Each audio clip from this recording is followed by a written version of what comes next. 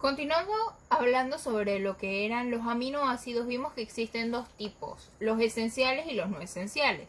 Los esenciales son los que el cuerpo obtiene mediante la dieta, ya que estos no pueden ser sintetizados de una manera, ¿cómo les explico? No se puede ser sintetizado, o sea, el organismo no los puede sintetizar solos, sino que necesita otro compuesto para poder sintetizarlos.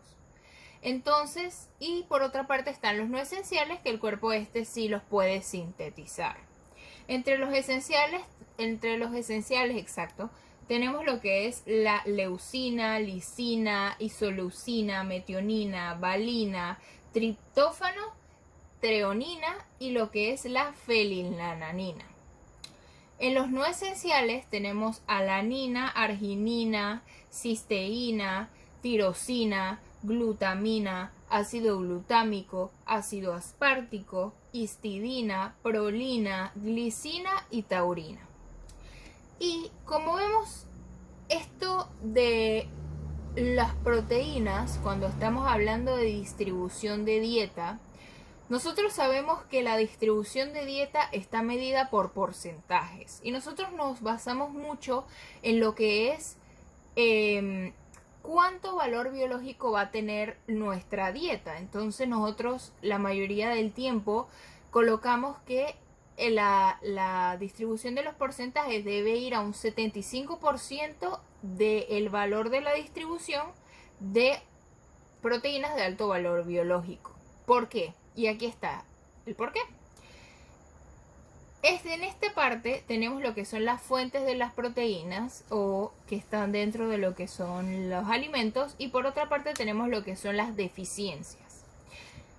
Las proteínas de alto valor biológico no tienen deficiencias de proteínas ni de aminoácidos porque ellos tienen todos esos aminoácidos. Por lo menos lo que es el huevo, lo que son las carnes, lo que es la leche. Entonces, cuando nosotros nos vamos a ver lo que son las dietas vegetarianas, en las dietas vegetarianas hay que tener claro que el sinónimo de dieta vegetariana no es dieta vegana. No todos los vegetarianos son veganos, sino que los vegetarianos tienen diferentes tipos de vegetarianismo y cada uno de estos tienen unas obtención de proteínas diferentes.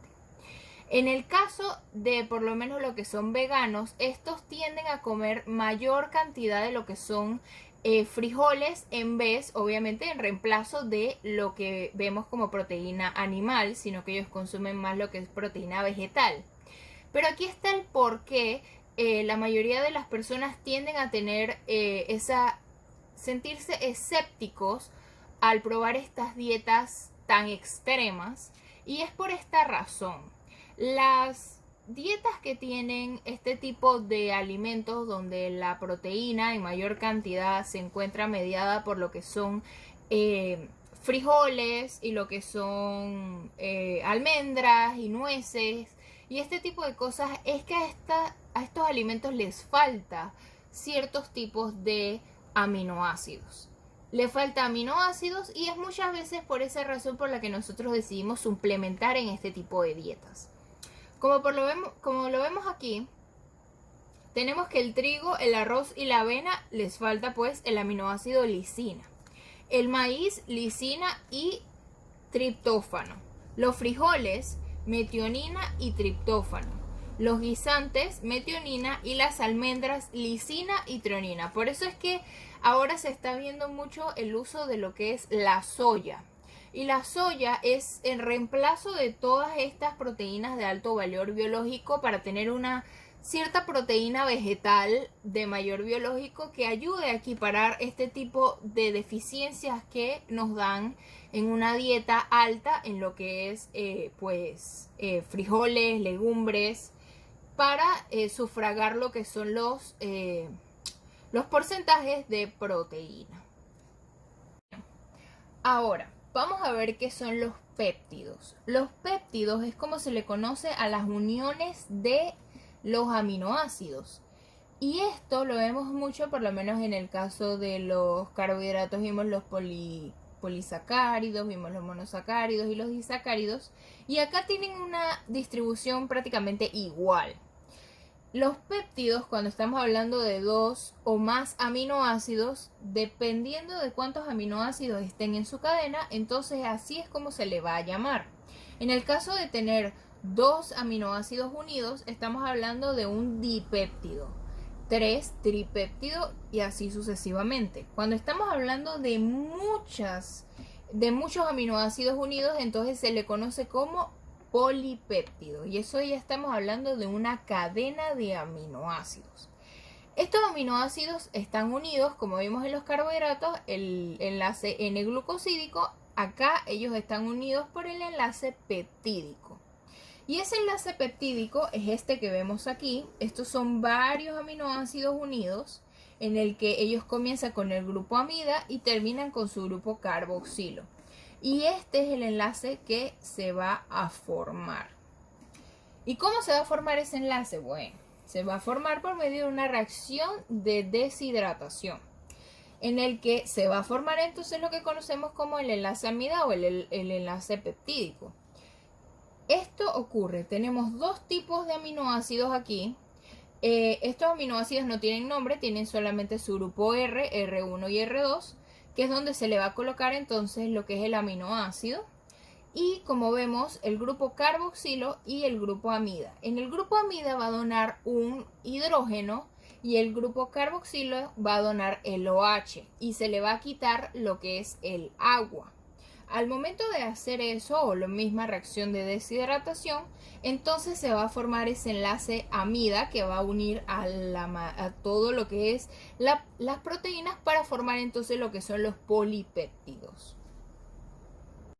Bueno, las proteínas tienen unas estructuras específicas.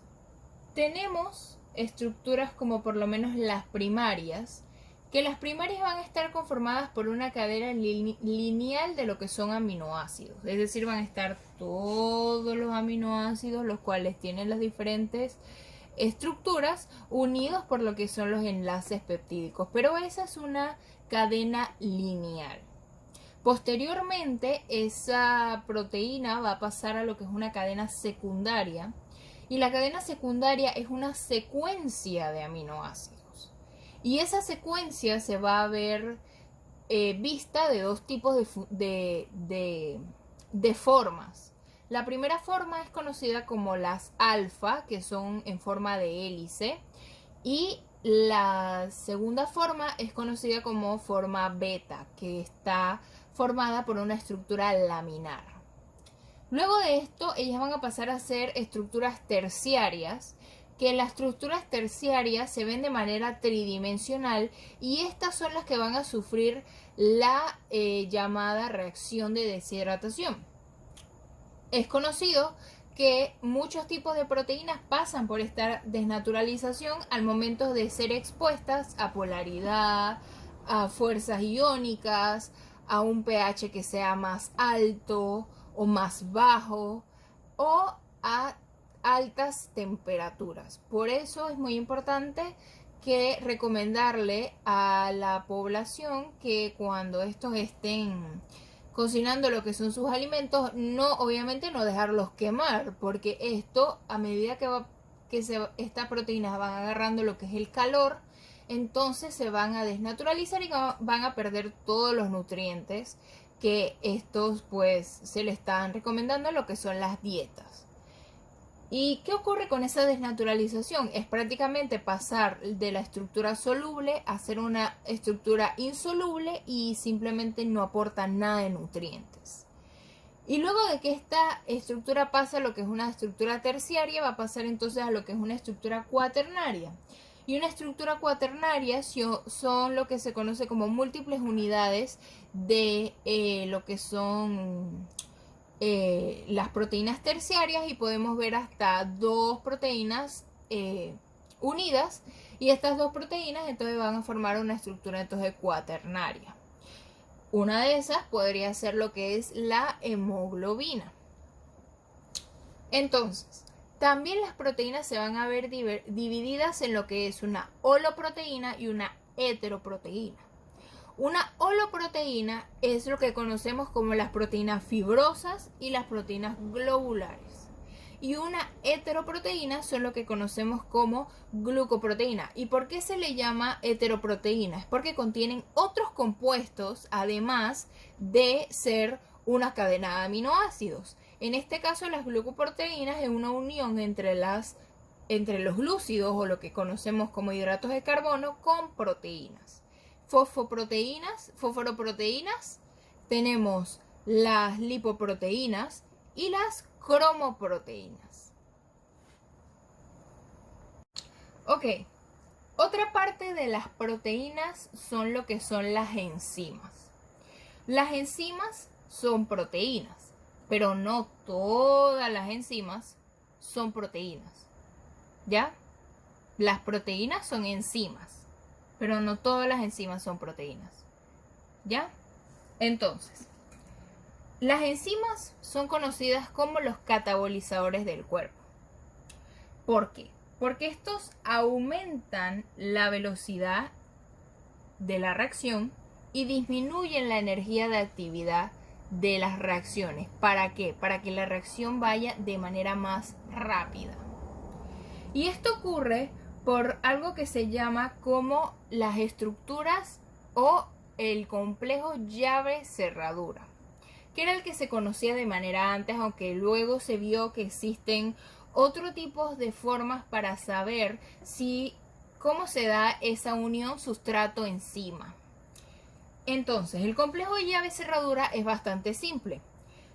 Tenemos un sustrato que se une a su enzima, se forma un complejo enzima-sustrato y ese complejo enzima-sustrato produce entonces un producto.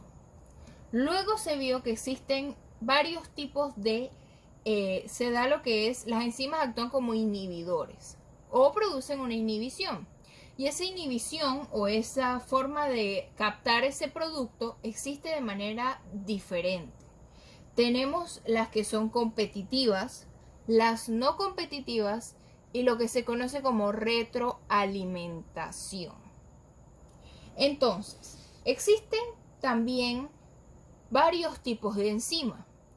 Están las que son las oxidorreductoras, están las transferasas, las hidrolasas, las liasas, las isomerasas y las ligasas. Y estas son diferentes tipos de reacciones, las cuales actúan cada una de ellas para dar diferentes tipos de productos.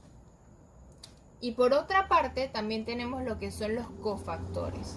Los cofactores son lo que llamaríamos tipos de compuestos o tipos de moléculas, las cuales actúan de una manera específica en el cuerpo por una enzima.